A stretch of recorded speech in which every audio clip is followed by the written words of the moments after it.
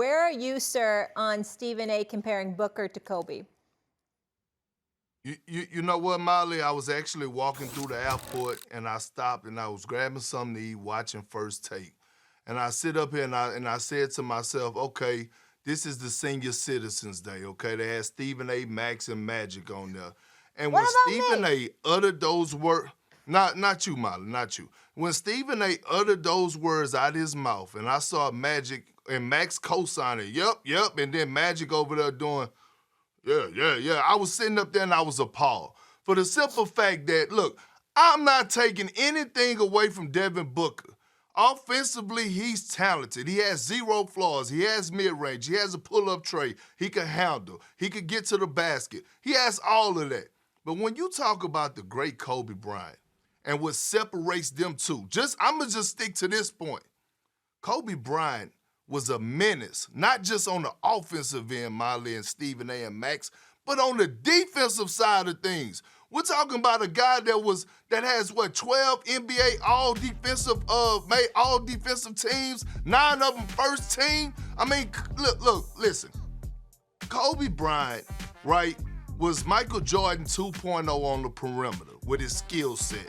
And on the low block, he was Akeem Olajuwon in a 6'6" frame body, okay? Let's not get it twisted. We're talking about arguably the most skilled guy to ever touch the damn basketball. I would not just grant and put Devin Booker in that conversation with Kobe Bryant. Not just yet. I cannot do it. And I'm not about to listen to it. Well, actually, you are about to listen to it because you're on this show, okay? And obviously, because you do such an exceptional job, making me very, very proud, becoming an astute NBA analyst that you are, you also going to be on SportsCenter with Stephen A. in the future as well. So you'll be listening whether you like it or not, Kendrick Perkins. Let's get that out the way. That's number one. Number two, you do have an obligation to decipher and comprehend exactly what I'm saying instead of getting caught up in your emotions and saying, you act like I say he better than Kobe Bryant. No. Kobe Bryant, God rest his wonderful soul, is no longer here. And even before that, he had retired. What I said was he's the next dude. When you look at his game and you look at how he plays, specifically on the offensive end of the floor, tell me somebody who mirrors Kobe more. The mid-range game, the pull-up J's, the threes, the ball handling, how he sits up there and shrugs you off and pulls up butter all day, every day. This dude has averaged better than 25 a game pretty much for the last 4 or 5 years. This dude, Devin Booker, shoots 45% or better from the field.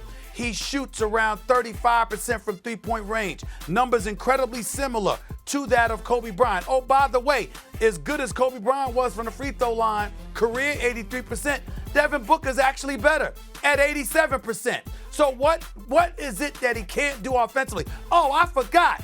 Kobe Bryant scored 81 points in a game because Wilt Chamberlain once had 100. And second was Kobe Bryant. He had 81. Guess what Devin Booker did against your Boston Celtics over a year or so ago? He dropped 70.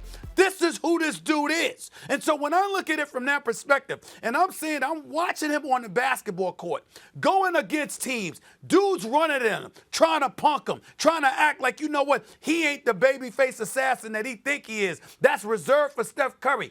Devin Booker's been like, yo, somebody done told y'all wrong. You better ask somebody. His first playoff appearance, the brother's averaging better than 28.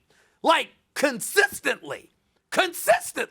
They're winning basketball games, and he's the number one option. Everybody knows it, and he's one, particularly, and you know this, KP, because like you said, you got the NBA package, and you watch the games. You know I do. So what does he do? You see at times there's breakdowns with Phoenix's offense. One of those young thoroughbreds get out there. They might not run a play correctly or whatever. And Devin Booker just says, give it to me. I'll clean up for you. Yep. Let's try it again next time down the court. This is who he is. And again, the next Kobe Bryant. Not better, just the next. Well, welcome to the party, Stephen A., because I've been calling him a mini Mamba. He's an inch or two shorter, so he's physically not as big as Kobe. And Perk, right, Kobe defensively was also different. but their games are very similar. The footwork, the shot-making ability, and all that stuff, and that Kobe was a mentor, that's not surprising.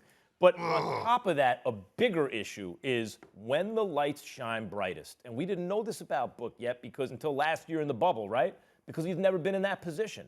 When the lights shine brightest, he plays his best. He doesn't shy away from that. If anything, he gets stronger. He gets better in that moment. So to sit there and deny that you see similarities, that's not even truthful. It's okay to compare two different guys, even if you think one guy is better. I don't think Devin Booker will go down in history side by side with Kobe Bryant. But he is the mini Mamba. His game, his offensive game, his scoring is similar. And by the way, when Stephen A. brings up like the shooting, the three-point shooting, he shoots like 35 and Kobe shot 33. But in Kobe's era, 33 is like 35 now. So with similar games, playing the same position, the same kind of mentality and characteristics, how are you going to sit there and deny the comparison? Fella. Thanks for watching ESPN on YouTube. For live streaming, sports, and premium content, subscribe to ESPN+.